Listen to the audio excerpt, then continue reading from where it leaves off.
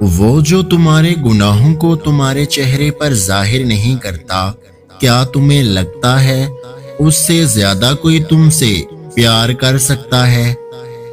دنیا کی بہترین مصروفیت آپ صلی اللہ علیہ وآلہ وسلم پر درود بھیجنا ہے۔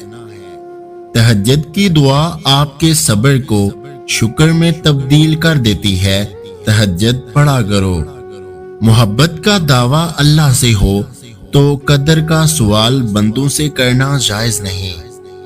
فجر پڑھنا ان کو نصیب ہوتی ہے جن کو اللہ سے سچی محبت ہو۔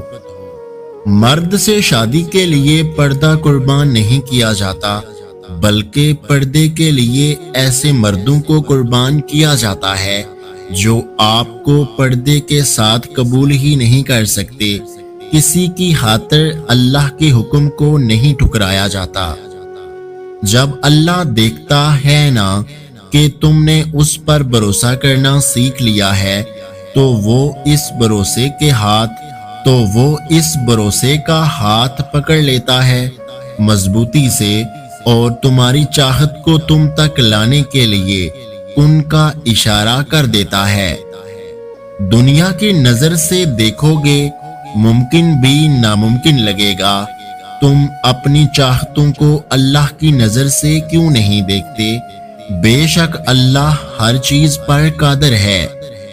کیوں جب ہم درود شریف پڑھتے ہیں تو وہ حضور صلی اللہ علیہ وآلہ وسلم کے نام کے ساتھ پیش کیا جاتا ہے؟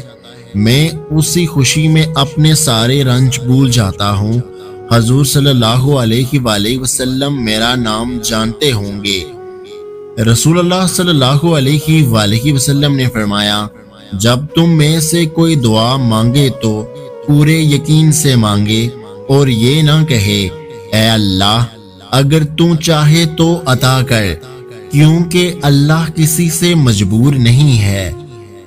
لا حاصل خواہشیں، ادھورے قصے، نامکمل خواب، کچھ بھی ناممکن نہیں رہتا جب بات تہجد کی دعاؤں پہ آتی ہے۔ امید نہیں یقین رکھو، نصیب بدل جاتے ہیں بس ایک دعا سے۔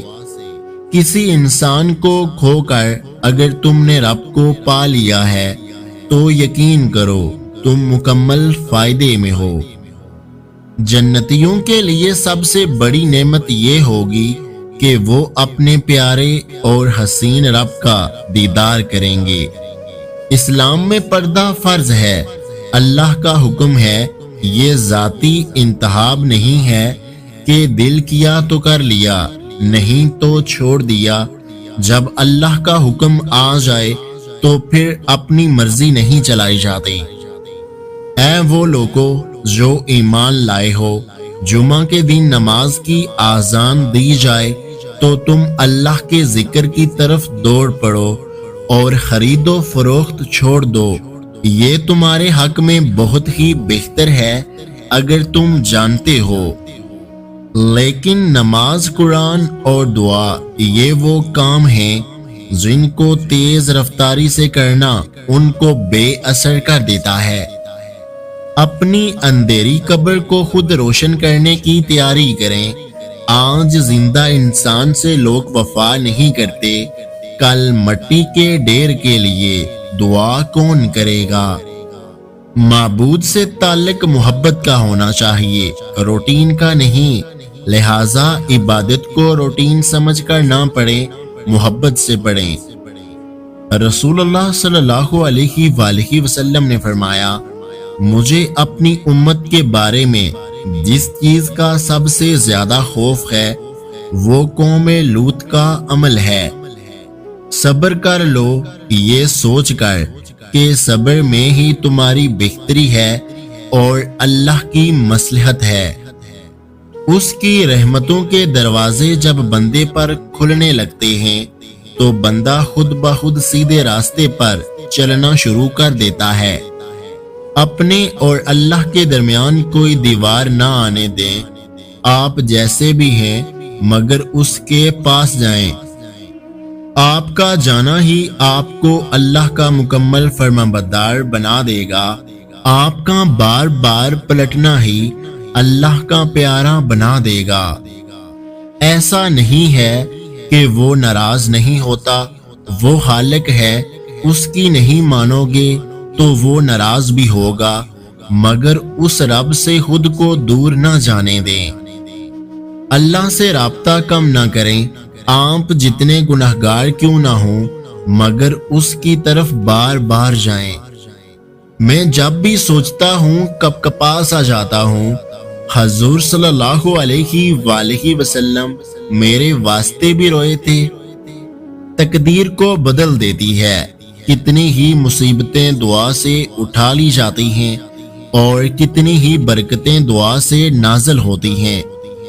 یوں ہی تو نہیں پا لیا تہجد کا سجدہ تم نے، کچھ تو ایسا ہے ناممکن جو تمہارے لیے ممکن ہونے والا ہوگا۔ وہ اتنا رحیم ہے کہ سوچنے پر ہی نواز دیتا ہے، بس بات صاف دل اور صاف نیت کی ہے۔ کئی زمانوں سے جاری ہے گفتگو ان کی، وہ جنہوں نے صرف 63 برس کلام کیا۔ تہجد تک آنا رب سے عشق کا ثبوت ہے، اور اس عشق کے لیے وہ رب خود تمہیں چنتا ہے، اور جسے چن لیتا ہے اسے مکمل کر دیتا ہے۔ اور ایمان والے تکلیف آنے پر غلط راستے پر نہیں جاتے، وہ تو صرف اللہ کو یاد کرتے ہیں۔ جب اللہ اس بار تمہیں سنبھال لے تو واپس اس چیز کی طرف نہ جانا جس نے تمہیں تباہ کیا۔ یاد رکھیں، مسلمانوں کی ذلت غریب ہونے سے نہیں، دین سے غافل ہونے سے ہوتی ہے۔ اللہ کی ناراضگی کی فکر انہی کو ہوتی ہے جن کے دل میں لوگوں سے زیادہ اللہ کی محبت ہو۔ اللہ جسے پسند کرتا ہے اسے کسی بھی جگہ کسی بھی حال میں نماز پڑھنے کی توفیق دے ہی دیتا ہے۔ کبھی تنہائی میں رب کو محسوس کرنا، دنیا ساری غیر لگنے لگے گی۔ بعض اوقات دعاؤں سے اللہ اپنے فیصلے نہیں بدلتا، بلکہ آپ کے دل بدل دیتا ہے اور اپنے فیصلے کے مطابق کر دیتا ہے، کیونکہ وہ بہتر جاننے والا ہے۔ نماز کو محبت سمجھ کر پڑھو گے تو رب اگلی نماز کے لیے خود بلائے گا۔ ہائے وہ نفسا نفسی کے عالم میں، یا ربی امتی یا ربی امتی کا عالم کیا ہوگا۔ آزمائش اس کے راضی ہونے کی دلیل ہے، وہ سب کو نہیں آزماتا، وہ صرف ان کو آزماتا ہے جن کو وہ چن لیتا ہے۔ کبھی گناہ کرنے کا دل چاہے نا تو اپنی ان دعاؤں کے بارے میں سوچیں جن کی شدت سے قبولیت چاہتے ہیں، کیونکہ دعاؤں کی قبولیت کی راہ میں سب سے بڑی رکاوٹ گناہ ہی ہوتے ہیں۔ اس ویڈیو کو لائک، شیئر اور میرے یوٹیوب چینل کو سبسکرائب کرنا مت بھولیے گا۔ اپنا اور اپنے چاہنے والوں کا بہت سارا خیال رکھیں، مجھے دعاؤں میں یاد رکھیں۔ ویڈیو دیکھنے کا بہت بہت شکریہ۔ اللہ حافظ۔